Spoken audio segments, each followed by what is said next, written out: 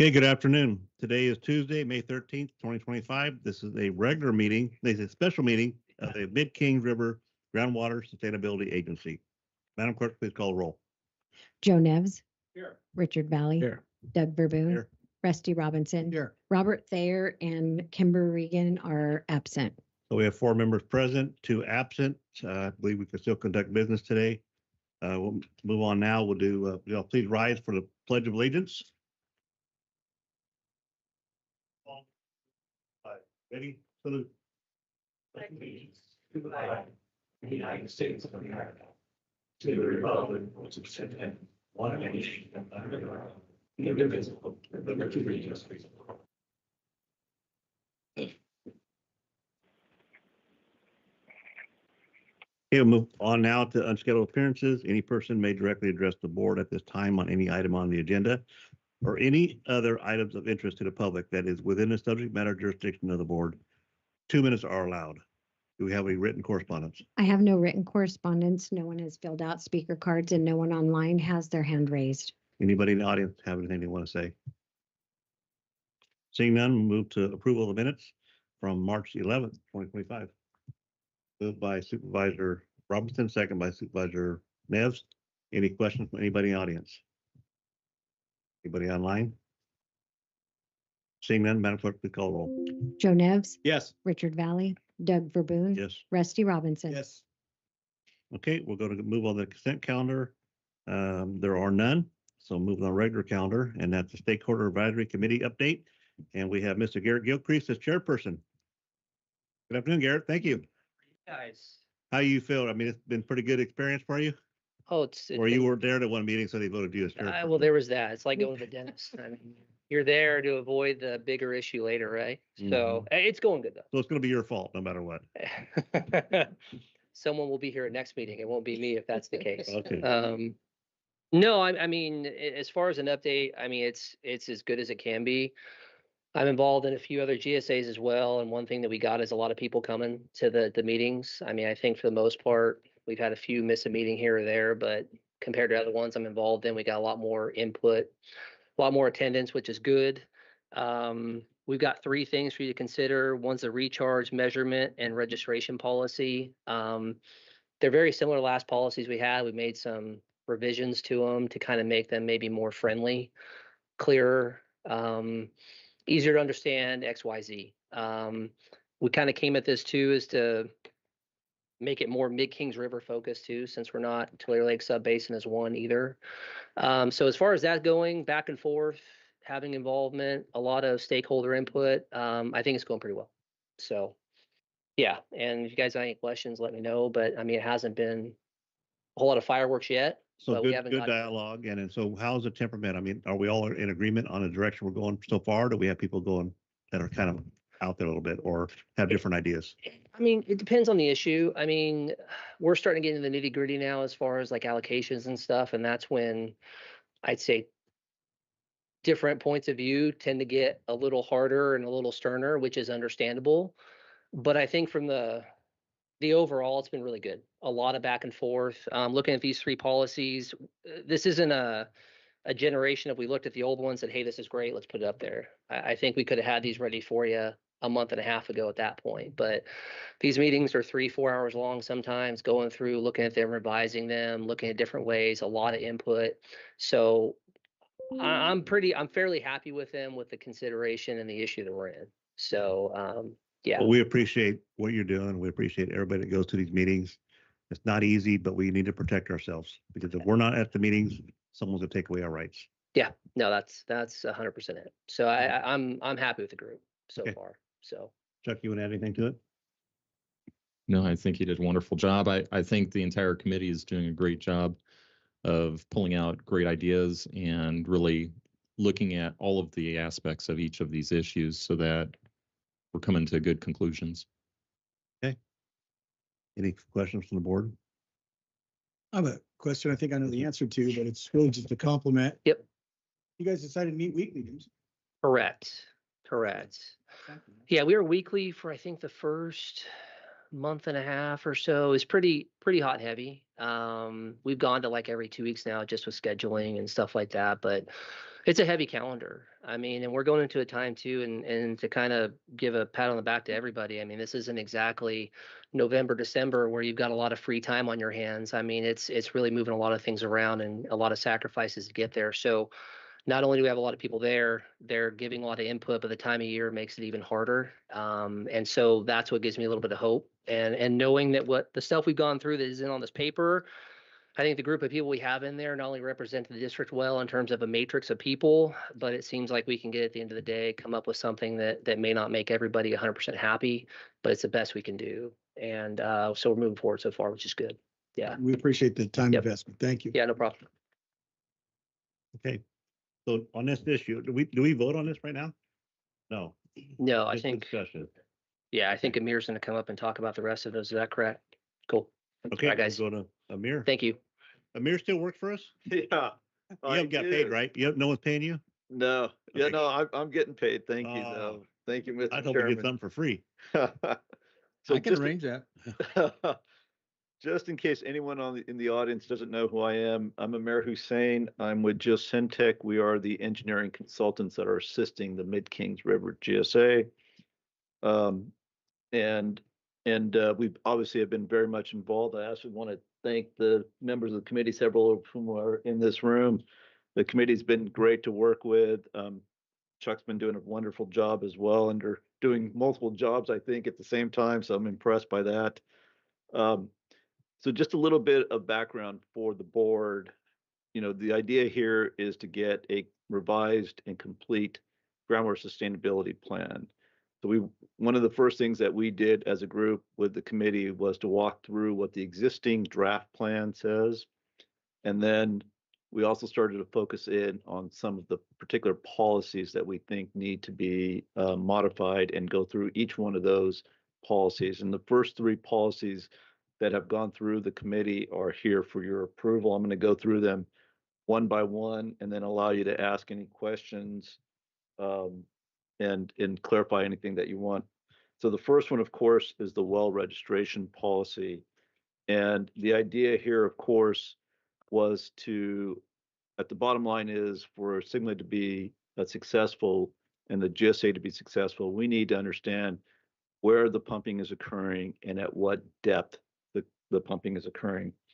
So this registration policy does include all wells across the GSA.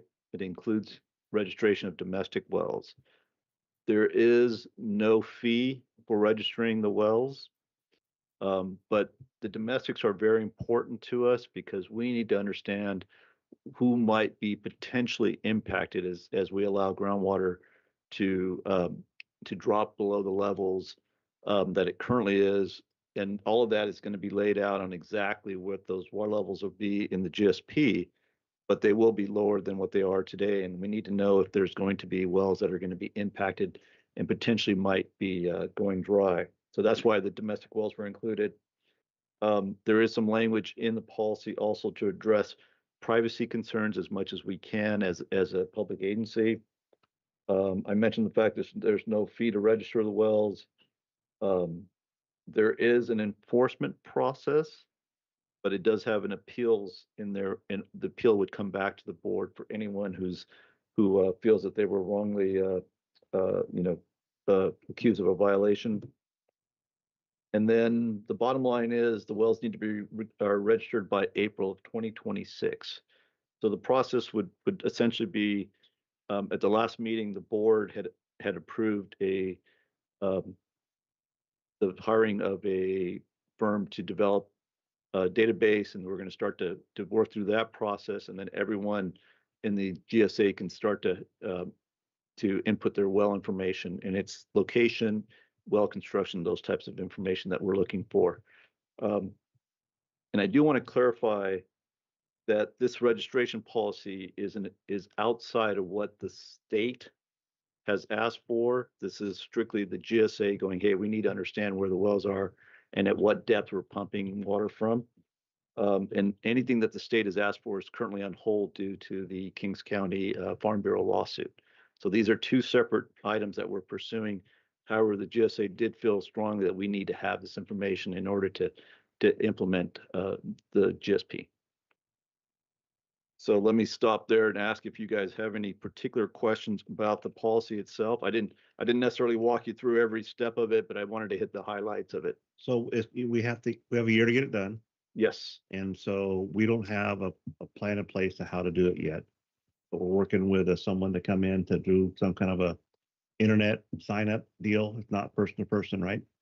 Correct. And then so we're asking everybody that has any kind of well, and its fee is free. And so the data is be collected only for Mid-King GSA.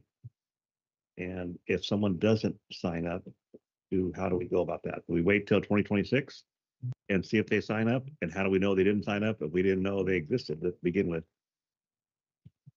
Or Asking for a friend. so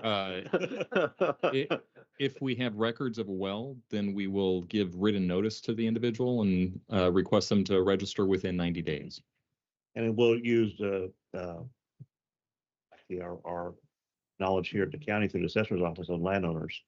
Correct. Every piece of ground should have some kind of a well on it possibly.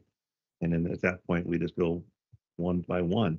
So in our database, it'll be off of GPS or something like that, you think, or assessor parcels, or We would use the assessor's data for contacting the property owners that haven't reached out to us and already registered. okay, Um, personnel. So we're gonna need personnel for this. that'll come down the road for the implementation phase of the entire plan. Right. We'll have to get a Prop 218 approved to be able to finance that. Okay, but this is above and beyond what the state's asking for. So it's for our own personal knowledge. And we're gonna identify the domestic wells to stop a potential problem in the future that they may be affected, so we can address their issues before it happens. If they work with us. I don't wanna, if we can keep the state out here from making us pay someone to rebuild a well or redrill a well, if we can stop something sooner. Mhm. Maybe it's Yeah. time that, someone's pumping with the other policy nearby. We say, hey, we got a problem here. You might want to find other water elsewhere, or this guy's got to drill a new well. Right? Well, I think the GSA would be responsible for that well at that point. Any questions from the board? Mr. Chair, I think the health department already has some GIS locations of some potable water wells. Is that database available? For the public systems, yes. Okay. No, but even the private systems that are portable? Yeah. Okay. Be self-help too, right? I They want out, so they should have some kind of database, right? don't know if it has GPS location. They don't have GIS system, I don't believe. Okay. No, but they might have some database. All right. And especially if they're delivering water during those days. Mhm. So the address and the parcel number might be, but not sure about well data. Any questions? Any questions from the audience? Anything we guys want to add to it? You guys are comfortable with it? Okay. If there are no questions or comments, I'll bring it back to a vote. Do I have a motion? Moved by Supervisor Robinson, Second. second by Supervisor Valley. Madam Clerk, please call the roll. Joe Nevs, Yes. Richard Valley. All right. Doug Verboon, Rusty Robinson. Yes. Okay, thank you, Mayor. I Next think I'm, one is. I think I'm still up here. Yeah. You got me for a little bit. Or now you just increase your income. So we'll go to the next policy, consider groundwater pumping measurement policy. Yes. All right, So, Mayor, floor is yours. okay, so this was formerly the metering policy. Previously, the policy was about installing meters.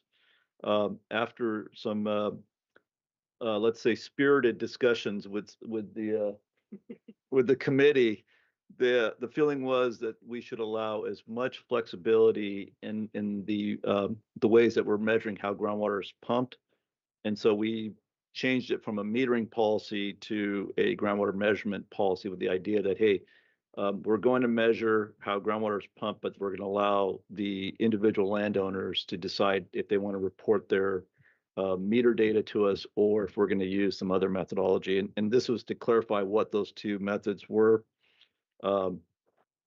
So the idea here is that eventually at some point in the future, we would move to meters, but in between now and then, we'll still allow other methods to be used.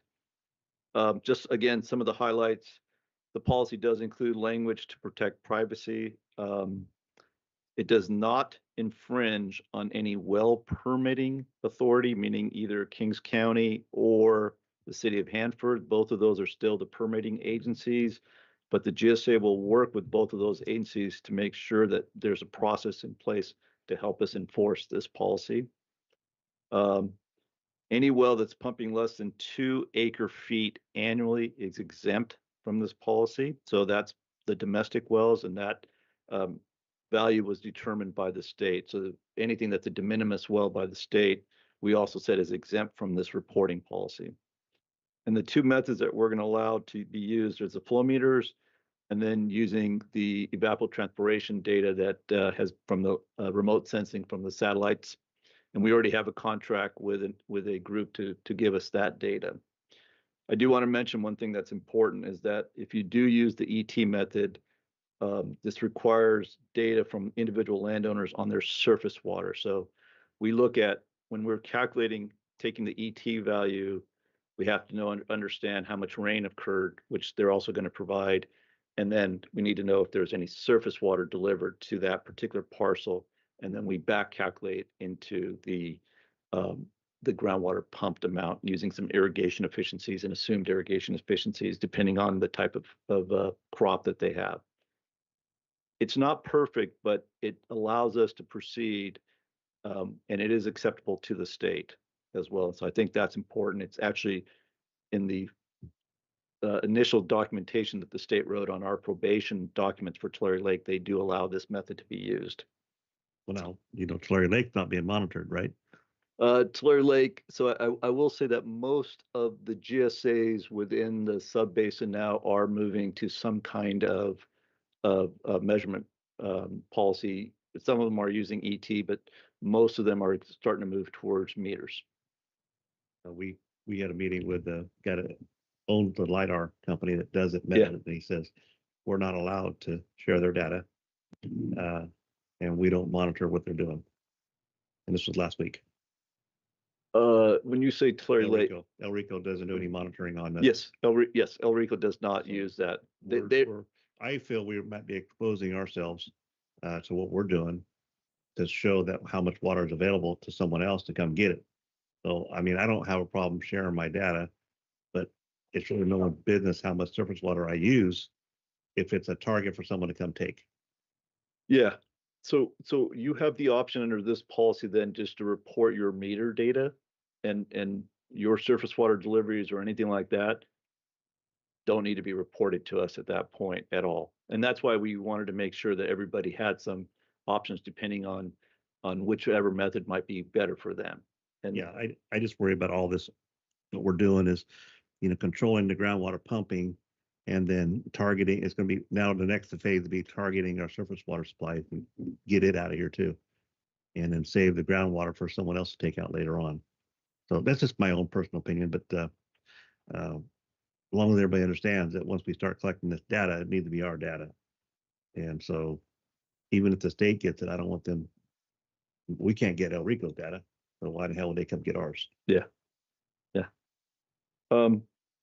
Let me just mention a couple other quick items that are important. One is that the policy does require that industrial wells and public water systems be metered, which is not surprising. That most of the public water systems already are metered. The other one that I think it's important is that animal confinement facilities, including dairies, have a choice. They can be metered, or we'll utilize some published information that are on their portion of the animal confinement facilities versus the amount that's actually being cropped. So the crop part will be ET data, and then we'll use a published values for the animal confinement area. We had someone had dairies on there, correct? on our committee, on ad hoc, we had Yes, people on. yes, we have a couple. Because, I mean, they couple reuse some of the people. water a couple times, right? I'm They sorry. can reuse water more than one time. Yeah, right? and that was one of the reasons that we went with some, they actually came in and recommended that we use this published data. And so we agreed to make sure that that was in the policy and is specified in the policy. Okay. Same with like alfalfa, they use tail water, they'll pump it back off and reuse it again somewhere Right. else, right? Okay. How about the poultry The poultry would also qualify under this. under the animal standards? Yeah, Because sometimes the animal consumption, but you're not talking about the cooling capacity. yeah. So all of this would be based on some of the published information that's being provided to us by the industry. Okay, I'm not sure I've ever seen data on the cooling part of it. So the misters. Yeah, we'll have to try and figure out what they have available. I almost said Chairman Neves because Oh, I'm so used to saying yeah. that. Director Neves and Nevis, Yeah, yeah. Nevis. And that and while we're talking, the metering part, I don't see anywhere where it's the times per year. Is it monthly, quarterly, semi-annually? so it's Or did I miss that semi-annual. part? Yeah, it's semi-annual, but and that might change sometime in the future. So we say semi-annual. Like, so I monitor mine.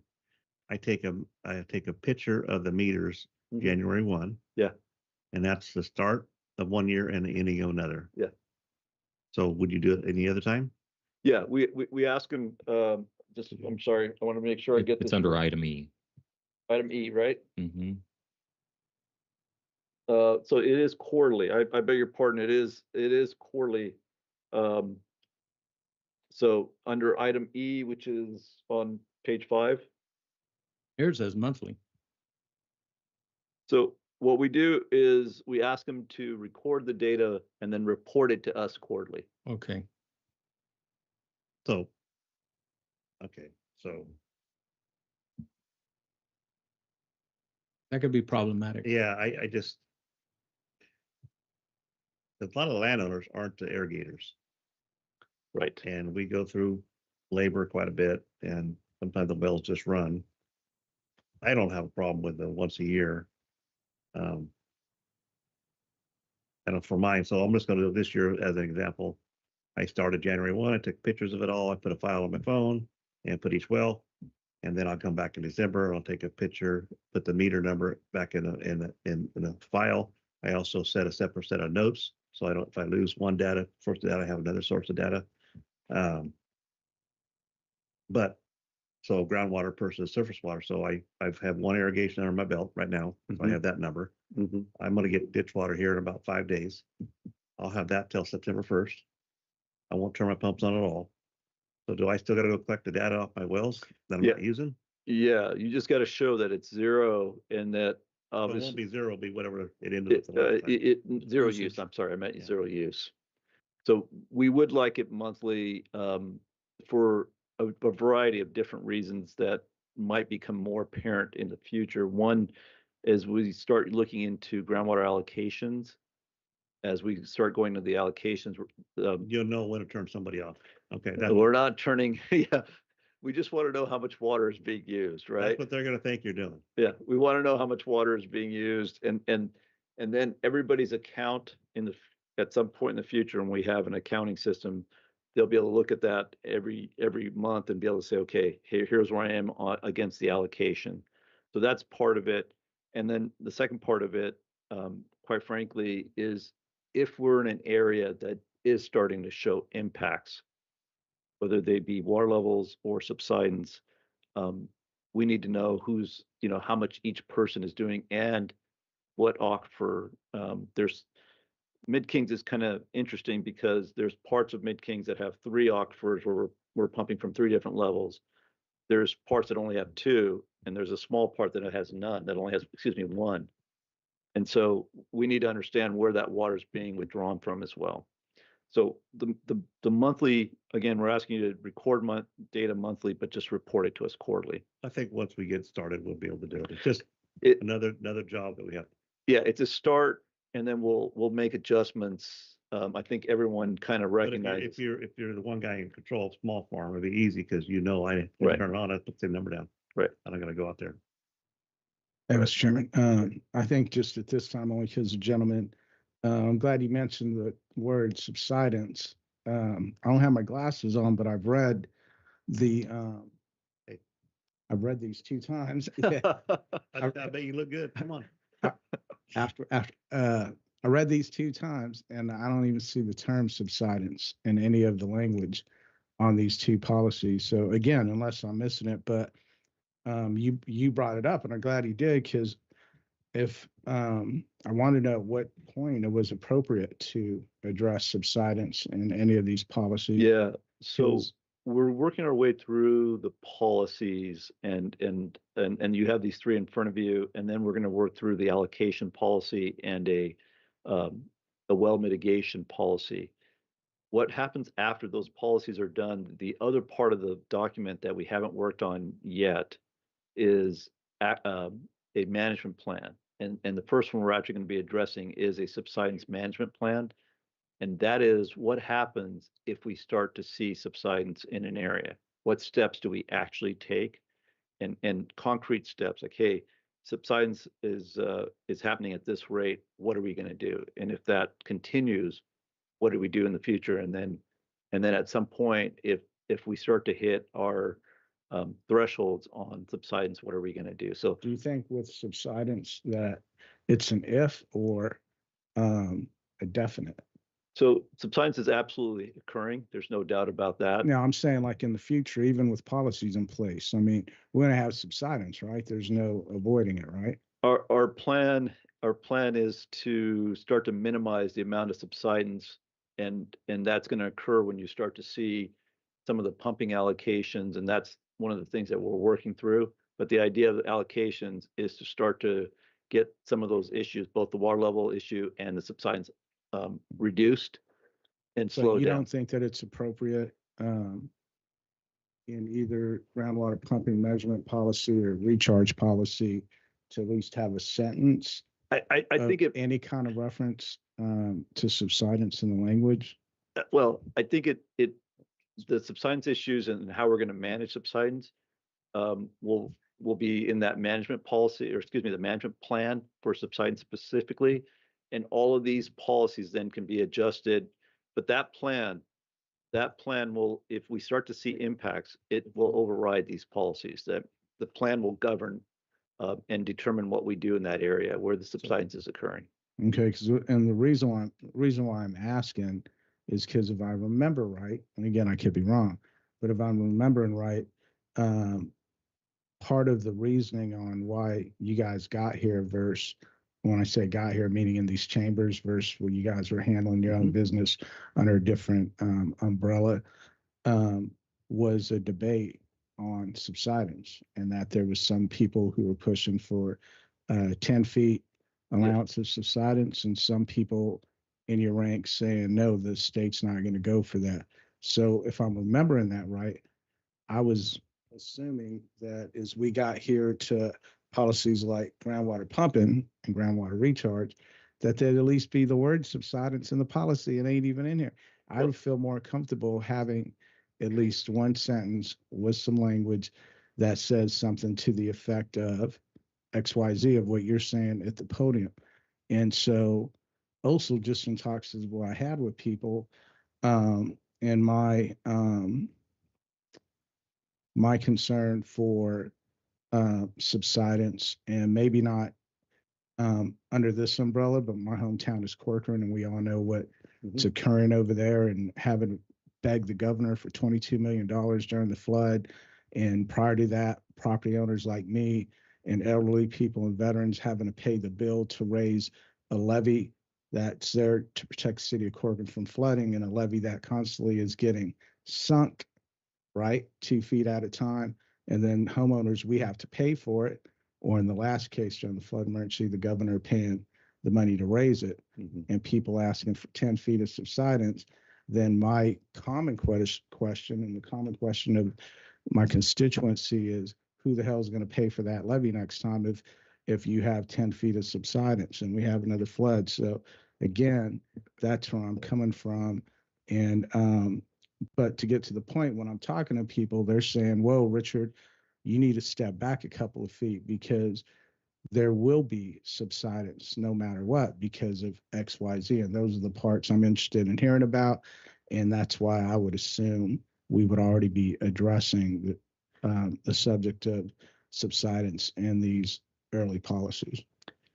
So I think, and Chuck, correct me if I'm wrong, but I think the feeling in the room was we would address the policies, the existing policies, one at a time and get that groundwater allocation down to a point where we all agreed and then move into the subsidence. So, you know, I want to assure you that the subsidence is not going to be ignored.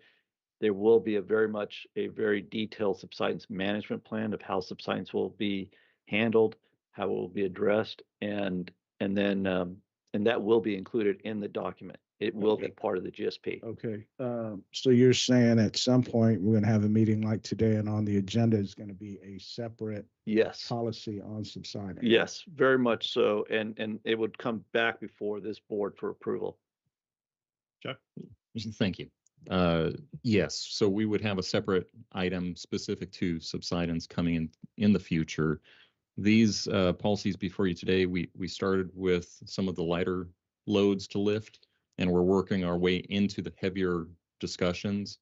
Obviously, the well registration policy is just registering your well. The groundwater pumping measurement policy is how we're going to measure the water that's being pumped out.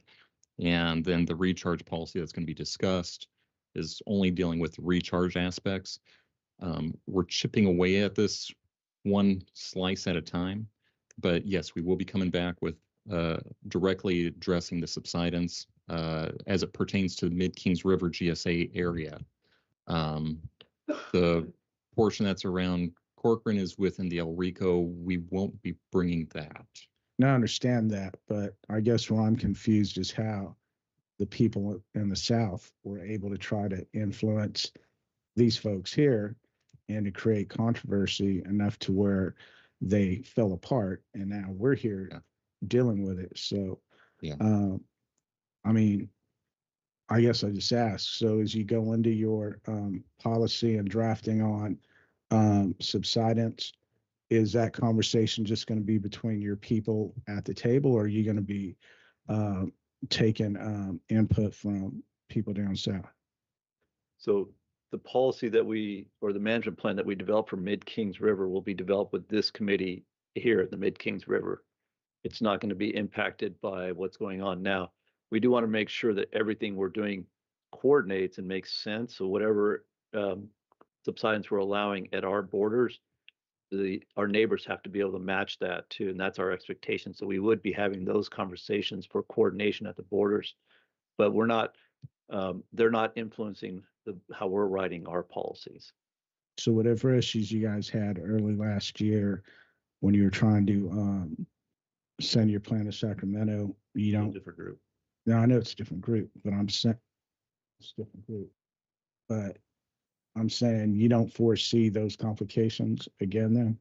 Those subsidences is definitely the issue, right? That has been an impact for all the discussions in Tulare Lake, and those have to continue.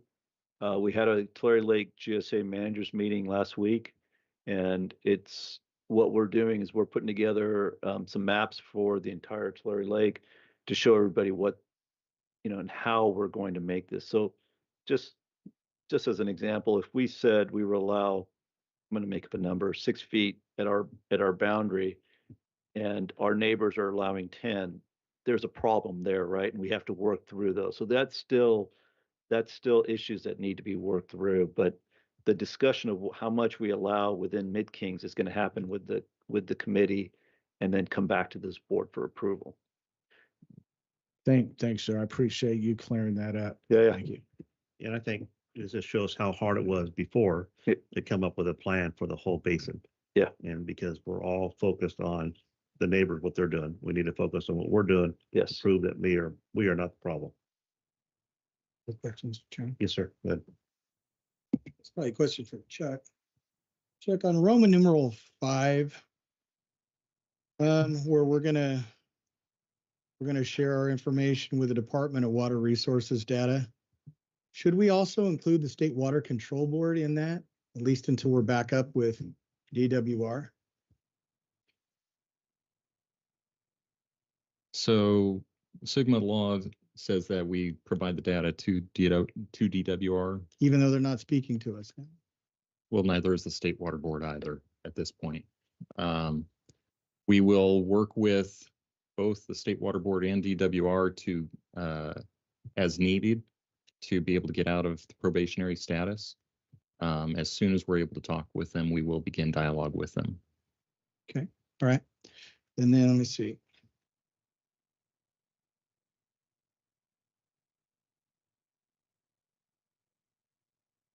So, let's see. You know, What's his you know, whiskey spill? No, he's Irish, so it's probably Scotch. truth is my wife was washing dishes and I got kind of upset with this. No, let's see. So on letter H, where it has 15%, groundwater use differ more than 15% from totalized flow meter record. Is that correct? Is it 15% or is it supposed to be the 5%? I'll let Amara answer that one. So the idea behind H is that right now we're basically saying, hey, you give us your meter data, right?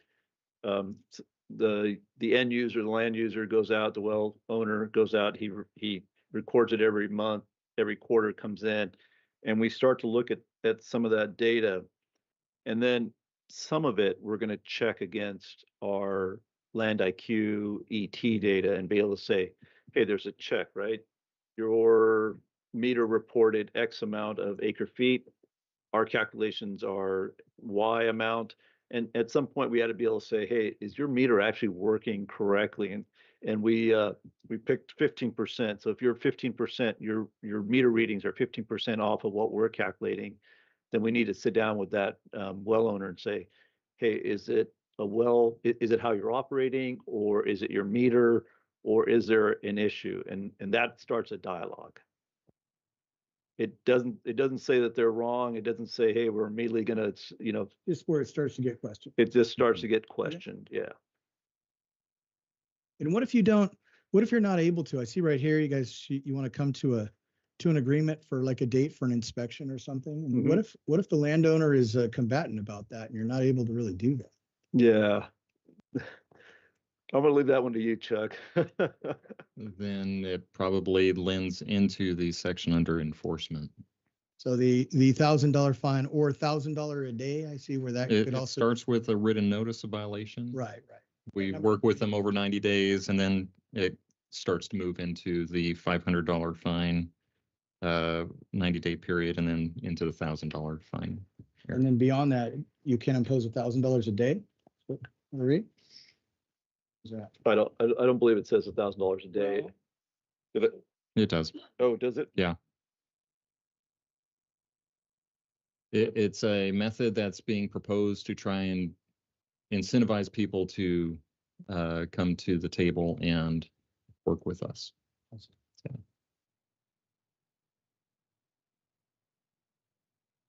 Hey, Amir, you got anything else? No, sir. I think that was it. I think that was it for this. And this policy will be in effect until June 1st of 2027. It allows us to kind of get things in place and try to see how things are going, and we'll start to make some decisions in the future if we want to keep this, is this working well for us, or if we want to make some changes to it. So this all starts in June 1st of this year to 2027? Yeah, we'll start recording data right away, and then we have, because we are already taking the ET data, and we've been reporting the ET data to the state historically, because that's what's required in the annual report. ET data, that's the LiDAR, right? Yes. And so who Yeah. pays for that? The Mid-Kings River GSA does. Okay. Yeah. Because I know they were talking to me and said it's something that we all should utilize as growers, just less than $1 an acre. And you can use it for yourself if you want to, but if Mid-Kings pays for it, but it comes out of our 218 money, correct? Currently, Mid-Kings is paying for it. It was paid through March by the Kings County Water District. we're working with the Land IQ to get an agreement in place under Mid-Kings, separate from Kings County Water District, and those payments will be coming from the county and the city share. The agreed upon share that each jurisdiction is going to be paying until such point that we get a 218 approved. Once the 218 is approved, that will be paying for that portion. Okay, so my question would be, after hearing that no one monitors El Rico, but you're monitoring us, where does our information stay? Is it just free for everybody to see? We are a public agency, so there are certain state laws in place. How does one get the right not to share information like we already have happening in our county? I'll let council answer that I one. just thought when this was Paul Goss, Because I'm not sure if there's a right. this was DWR saying this, and along with the LiDAR guy, and no, we don't monitor theirs. They don't want us to. No, council. So all documents, all information is considered public unless an exception applies to that public information. And so if we were to get a request for that information, that's what we would evaluate, what exceptions exist. There's also an option to let the holder of the information know that a request is being made, and then they can try to go in and get a court order to stop it. I don't think those are very successful when it's a public document, but at least we're giving that option Okay. to the holder. And LiDAR only works if you have the grower shares how much surface water he's used along with groundwater to make it work, right? Because LiDAR No. measures all water, didn't know where it comes from. The That's a measure, problem. yeah. Yeah, So you have to. do it's the- not separating the you surface gotta, water. You gotta do your monthly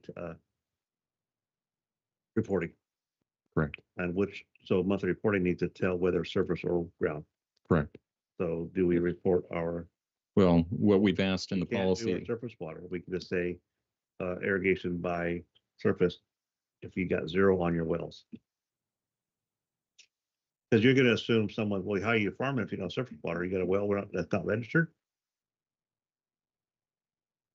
within the ET section of the policy, it talks about providing and telling us about your surface water. Okay.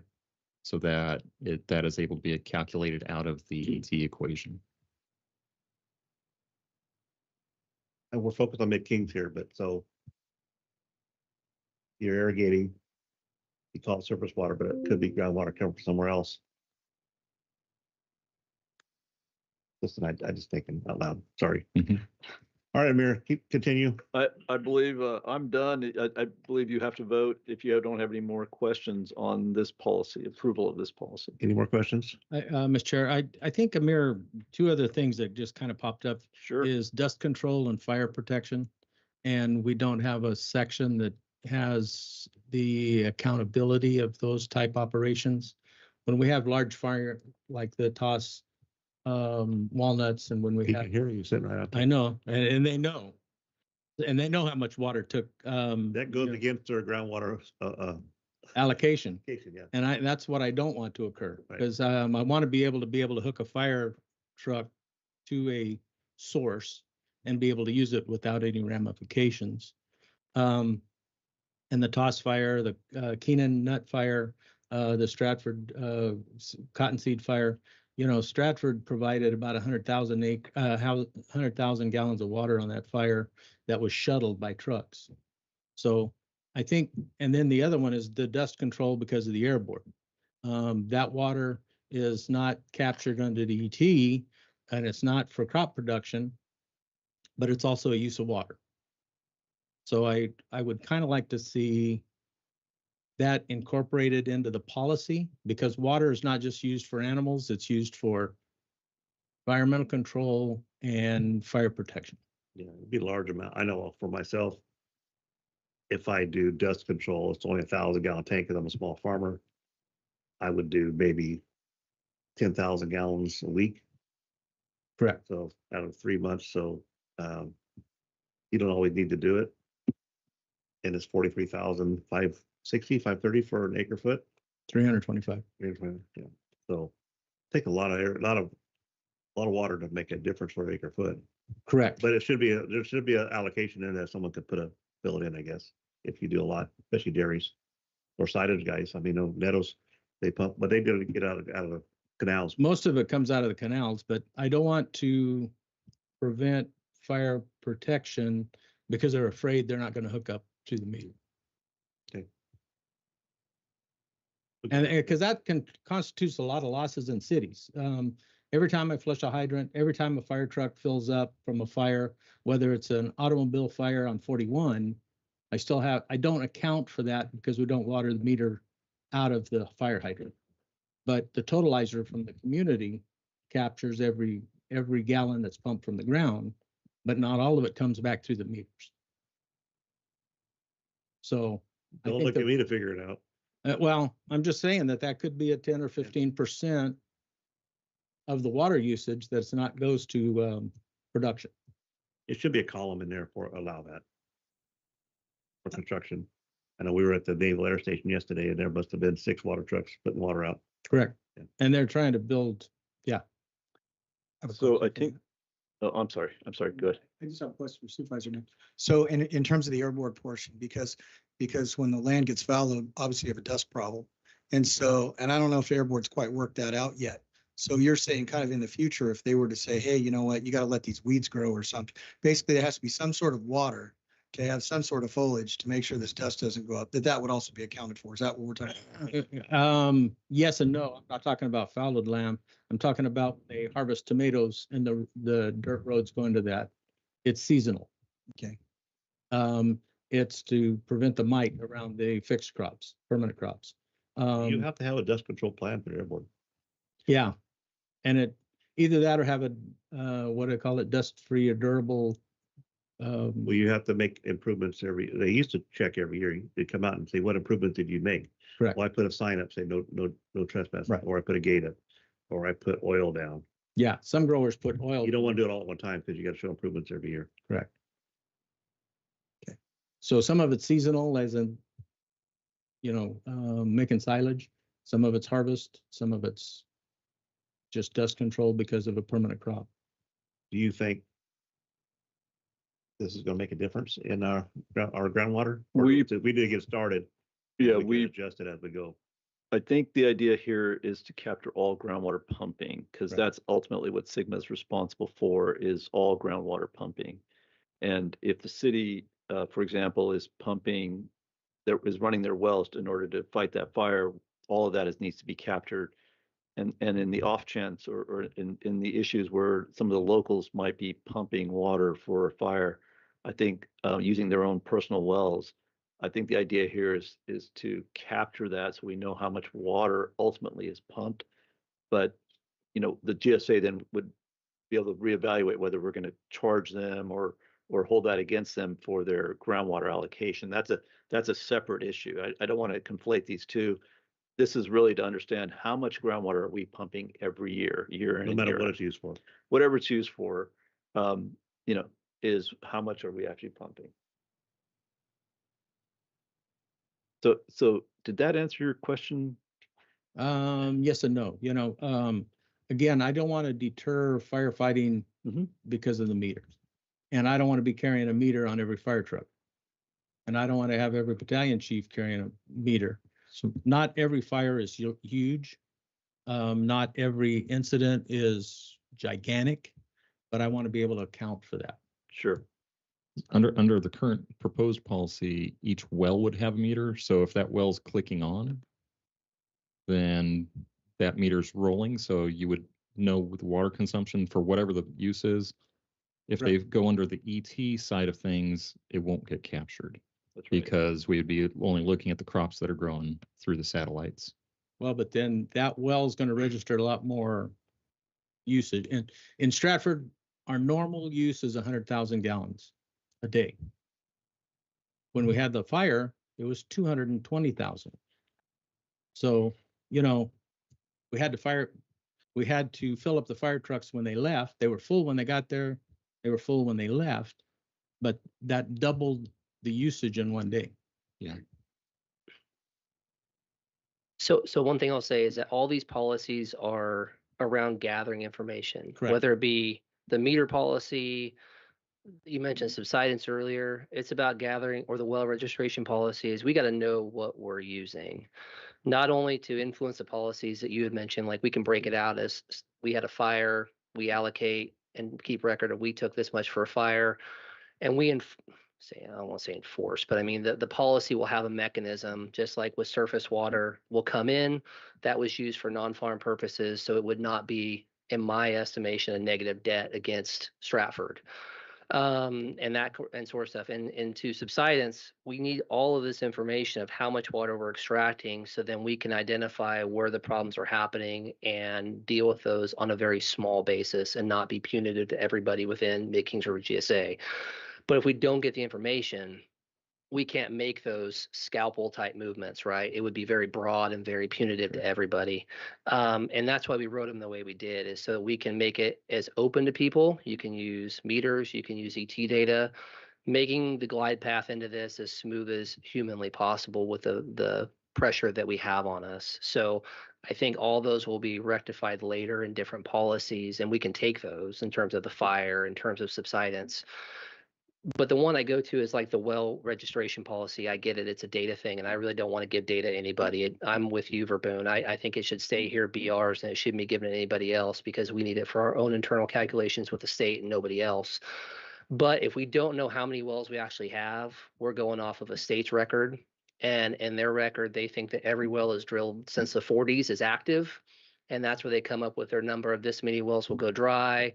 This is the impact. And that number grows to be very substantial. If we don't give the information we need, we can't get that down to realistic and make this something that people can live with. So that's just kind of where our head was at when we were doing it. I think the fires were misses, but they can be done later in those, if that makes sense. No, thank you. Thanks for the clarification. Yeah, and I just like to have a column now, because if a person sees it in the form, Mhm. it'll trigger a response. If it's not in the form, it's not going to trigger a response. You know, the huge fires are easy to remember. Mhm. It's when Doug starts burning walnut brush that, Mhm. We don't talk happens. about that. I think I'm on it's full of probation, I can't do full it. of termites that day. I think it's all full of termites. So Termites. we had some insect, so I think it's those small events that happen that kind of put some producers, gosh, it takes you 3.5, 4 acre feet to grow cotton. What's up with that? Well, 25% of it's either pre-irrigation, and the other half is probably some kind of dust control. Mhm. Yep. And that's different in different areas. Mhm. No, So makes it'd be sense. nice to have a column, I know with the surface water, if I take my pump, if I'm on my ditch pump, which is about 2,500 gallons a minute, I can pump out of my own pipeline to water my driveways, Mhm. but I cannot pump out of that canal. They want me to track every gallon I take out. so that's why you do it at midnight. Well, I just do it. They'd only go by twice a day, so I Yeah. just do between there. I put old tires in the pump so they can't touch. Though it's just a thought, and Yeah. we should probably, at least if we have areas of concern, we should probably have a column available to fill it in. I know for dairies, they do a lot of water trucks. Cited guys, seasonal, they pump a lot of water, and I wouldn't want to. I'm going to use Nettles for an example, or Denell's, and they have 5 sources in Mid-King where they draw water from, so they're sucking water at that time to fill their water trucks up. It could add up to somebody in that area. So it might be something that we reach out to. We just have a column available for water suppression and dust control. We can make sure that we have those in the policy when we address the water consumption, the allocation and uses of water. Okay, very good. Because- Kimber, welcome to our meeting. You're late. You have any questions? Do we have any questions from the audience? Everybody's good? You guys are good on this? I can see how it took a long time to discuss it, so. I would like to say one thing. I have been to some of the other meetings, and they've gone through everything with a fine tooth comb. And it's been a pretty amazing process watching you guys. And you guys all still speaking to each other? No one answered it. Everybody smiles. And they're Okay. all a chair apart. So if there's no questions from the audience, no questions from the online, do we have a direction? Well, I wanted to ask, Sue Nez, did you want, were you willing to wait for them to bring something else back? Or did you want to, Yeah, I think bringing it back would be fine. Bring it back. Because these policies are going to be amended and adjusted. I don't want to say annually, but I think every once in a while. so you're fine as is? I'm fine as is. Okay. I just want to bring that to the attention because I think sometimes, and it's not the small fires and it's not the small fires. It takes just, and the county fire trucks carry 2,000 gallons. The cities are only 800, but 2,000 or 3,000 gallons at a time makes a difference. And especially if you're a small grower with this permanent crops that are expected to only have 2.5, 3 acre feet, all of a sudden when you add another 10 acre feet that went to a fire that may not even be on your property. It's just, a lot of times we go to producers to have them put the fire hose threads on so that it's just easier to hook up with the fire trucks, and then we have to shuttle water. So I just want you to be aware that, and the county's a little bit different from the cities, because in the city I can hook onto a hydrant and I don't care. No, but if you use it for construction, you have to have a meter. If it's construction, it's different. I'm just talking about fires. Yeah. And the policy addressed construction, it just didn't address fire. Thank you. Any other questions? Do I have a motion? So moved. Moved by Supervisor Neves, second by Supervisor Robinson. Madam Clerk, please call the roll. Joe Nevs. Yes. Kimber Regan. Yes. Richard Valley. Aye. Doug Verboon. Yes. Rusty Robinson. Yes. 5 in favor, 1 absent. We'll move on now to the next one, which will be groundwater recharge policy. Amir. Yeah, so this is the initial private groundwater recharge policy. We are, the recharge policy and obviously groundwater allocations that we're still working on are going to go hand in hand and are going to be very much intertwined. The idea to start with the recharge policy was to make sure it's in place so that we have a way of crediting people when recharge does occur, and if we have another wet year, which we've had some good years in a row here, if we want to encourage that, and that was one of the reasons that we kind of got out ahead and said, let's do the recharge policy now, so that we can encourage anybody who wants to capture and recharge water. They have a way of getting credit for that.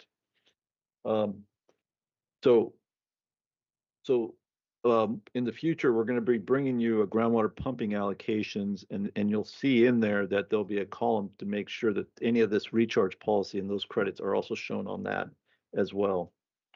The policy is written in a way to make sure that there are some limits and there are some restrictions on where and when recharge can occur, and those are in line with the governor's old executive order that now has gone away, but some of the language in there is to ensure that we comply with what the state has asked for previously. And those are about where and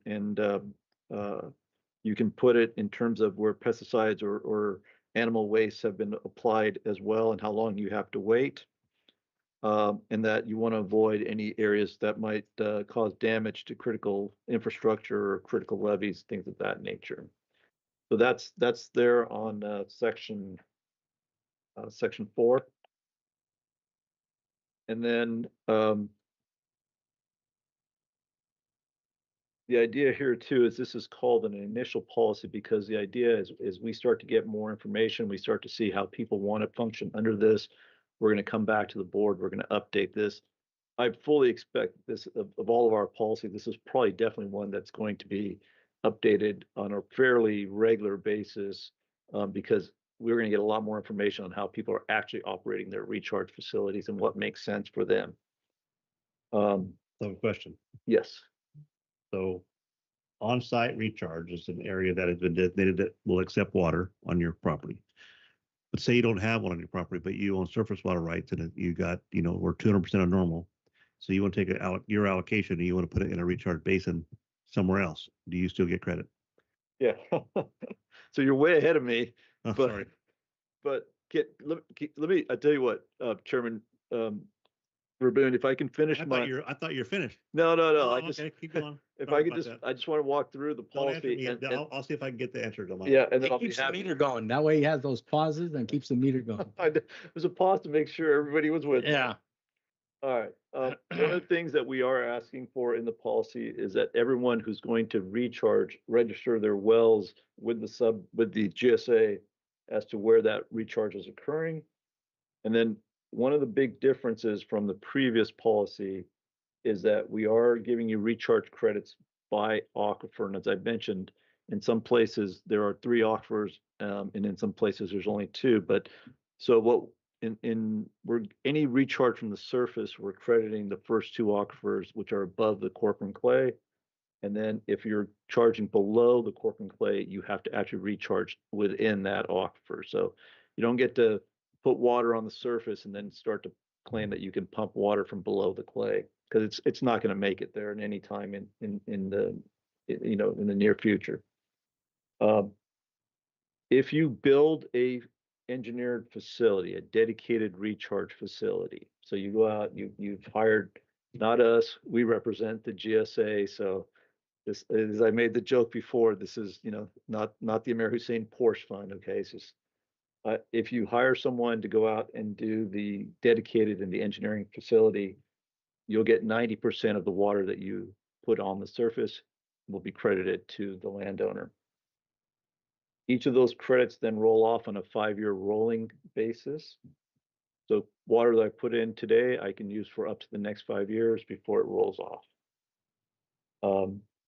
Fouled ground, or if I'm just applying water to fouled ground or land that is currently in production, it says we'll give you 75% minus any ET losses. So the land in production is obviously going to use some of that water, but we'll give you 75% of that minus any ET.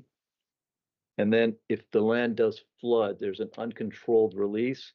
We'll take that on a case-by-case basis and review those issues individually. Oh, I'm sorry, I skipped one here. Treated water needs, if you're applying treated water, that needs prior approval from the GSA. And then this policy will be effective May 1 of 2023. And the reason we're going back is we want to make sure that people who did apply water previously under the existing policies still understand that those credits will roll forward into these new policy as well. We don't want to punish anyone who did try to put water in the ground in 23 under the old policy. Okay, now Chairman Verboen, your question was, you own the surface water right, and you put water in a dedicated system that's on somebody else's property. Do you get credit for that? That's an interesting question. So we've been doing that for years. Yeah. In the area where I live, there's 2 recharge basins within a half mile of my house, past my ranch. Yeah. There's one a mile to the north west, and there's one to the northeast. Yes. And so we can put our water in a basin that we don't use, or over allocation. We can't, we only got 6 weeks to use it, but you got 8 weeks worth of water. So we'll put 2 weeks in a basin. Hopefully we can pump it out next year or future. It's always good for the environment. That has stopped, and you can see that stopped over the years because the value of water has increased so much. Might as well sell it to somebody else. But during a flood year, it's nice to keep the basins full. They can't fill them up nowadays. In 24, we had that flood, my basins around me never filled up. And they had water going in the whole time. So I'd like to see more of that. It's always good in my area, but not every area has that capability. Yes. So if I put in 100 acre feet in a basin behind my house, would that offset my pumping at one point? So I'm going to sort of answer your question, but bear with me just a second. The discussions that we have initially started having on some of the allocation issues, that issue has come up about being able to trade credits. And the reason I'm bringing that up is it is similar to what you're talking about. So I put water in my basin and I don't need that credit. I can trade it to Chuck or someone else who needs it, right? So based on that if you look at that and you kind of take that to as its natural end, it would certainly lend itself well. The idea behind the policy is to encourage recharge. So I think if that's the scenario that you're talking about, we would want to make sure that you did get credit, because ultimately it's all about putting water in the ground and helping offset any of our pumping. Right. So, the policy is intended to encourage recharge. There's got to be an incentive. Yeah, yes. And if you're putting it in a dedicated, let's say your neighbor builds a dedicated system. So now you're getting 90%, not the 75. We would want that because that's already proven to be an area that we know recharge is going to occur. So I think we'd want to make sure that you're getting the credit that you deserve for putting your water in. You just have to coordinate with the GSA a little bit to make sure that we're all putting the credit in the right bucket. I asked this because it's probably about 10, 15 years ago, the Alta Irrigation or Fresno Irrigation District came here and asked for us to support them because they were going so much drip in their area. They wanted to put their surface water in recharge basins, but still pump. They wanted to make sure that they were able to pump because it was better, cleaner, filtered water than it would be if they got it out of this canal. And so I would assume that they're still working on that policy up in that area where they're sinking groundwater in, sinking surface water in and pumping it out of the ground. And I want to make sure we have the same option in areas that allows it to be. Am I in trouble? No. At this time. Council has a note, I'm in trouble. But I just want to make sure we cover that basis. I mean, we have those years that we have plenty of water, and it'd be nice to get credit for the years that we don't have any water. Chuck. Council was just letting me know to look at the definitions because within the definitions, it specifies the groundwater recharge facilities and it outlines it to speak to exactly what you're talking about and allowing for that. Okay. I have another question. So you worked on ASR well? We did. And so we will did. that be available in the future? Absolutely. There are a number of steps that would have to happen between now and then.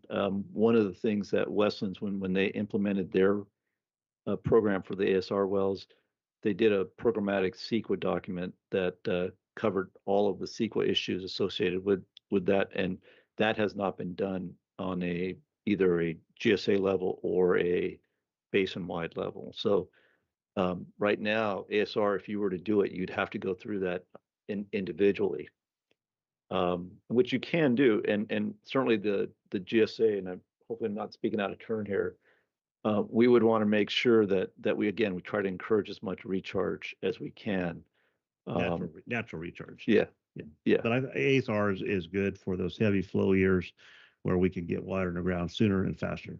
So, and areas that doesn't take water. Yeah, and the ASR would allow you to get below the clay as well, which is the one area that is, obviously a huge concern for us, the pumping that's occurring below the clay. I know it's not our area, but I know in Corcoran they get a lot of water. They bring a lot of water in. It's everywhere on a flood year. It'd be nice to get that in the ground deeper sooner. Yeah. Okay. But CEQA is involved. CEQA would so we need to get a CEQA involved. Exemption. Or NEPA. Is NEPA involved too, or just CEQA? If you're using federal funds to do the project, then NEPA would be involved as well. Okay. That's something we could look at in the future for funding to help recover some of our loss of our water. Or speed it up a little bit to get it back in the ground. And water quality. Well, the sand filters that out. Goes right past the dead animals. Even to put it in, it has to meet the quality standards. I know the ditch water we get, not the first week or two, but during the year, it's pretty clean. There's nothing in it. There's no minerals or anything. I think the question on water quality is about what you take out of solution in the groundwater and some of the metals that leach out, and then potential impacts of those in the neighboring domestic wells. So Westlands is an area with very limited domestic wells. Depending on where you're at, here in Flory Lake or in Mid-Kings, we have a lot of domestic wells in some areas. So there may be some challenges on ASR specific to It'd be Mid-Kings. expensive, so it'd be someone that had a lot of ground and access to surface water that would only be able to do it. Yeah. Small growers couldn't do it. Yeah. So you wouldn't have a lot of houses if you had a lot of ground. That's true. Okay. Anything else? Nope, sir, that's it for me. I just need to vote on Or any questions for me? Any questions for Amir? You know, thank you, Mr. Chair. You talk about precip, but then you don't give anybody credit for precip. It's a normal year is 8 inches. You know, would everybody automatically apply for 3/4 of a foot? So the precip, since the precip is accounted for in the groundwater pumping, Mhm. if we use the ET value, we did not include precip separate as a recharge credit. Mhm. So this isn't really intended, this recharge policy is really intended to cut. Encourage. Yeah. Yeah. Well, it's really intended for recharge that's occurring either on the surface or ASR or something to that effect. Mhm. The precip number, when we've evaluated our sustainable yield value for the basin, that input is already taken into account precip. So the individual grower's account won't have that. It'll be built into the sustainable yield The value. sustainable yield. Yeah. Because not every ranch in the valley, you think because Hanford got 3/4 of an inch, everybody got 3/4 of an Yeah. inch, and that's not necessarily true. Right. You know, some areas get more precip than others, and it's Right. kind of naturally occurring. And whether that's where the old slough was, or where the mountain shadow is, or whatever excuse you go by. So you would think that a grower that would have a sophisticated enough system to track precip would be able to feed that back into the system. But you know, just up for discussion. Yeah. Again, I think the precip is going to be handled through other means and other values that we're giving people credit for rather than through the recharge number. Yeah, because you know, you call natural recharge, you almost talk about runoff, but I've always classified natural recharge as precip, and you have them in two different definitions. Yes, we used the definitions from DWR and their glossary of terms. That's your problem. I know you and I've had this debate before, sir. I Yeah. know. You know, it would be much easier in my world if the definitions had a commonality, and I think Department of Water Resources definitions just don't meet that standard. Yeah, I think we opted to go with what the state, and especially since DWR is overseeing the Sigma process, and that's one of the reasons we went with their definitions. And that's why you see the two different definitions for Right. precip and natural recharge. And council did advise us to utilize the state's definitions so that there is not confusion between agencies.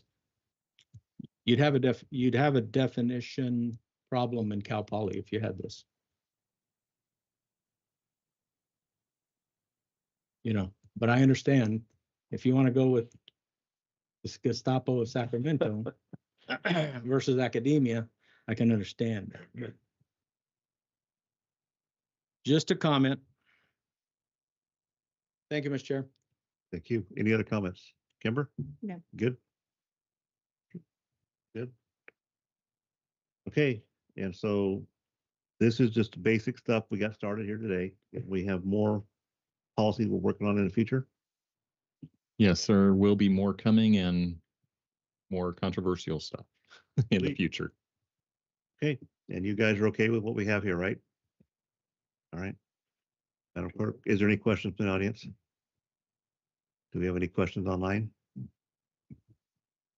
Okay, Madam Clerk. Oh, do we have a motion? And a second? Motion. He's done this twice today again. Yeah.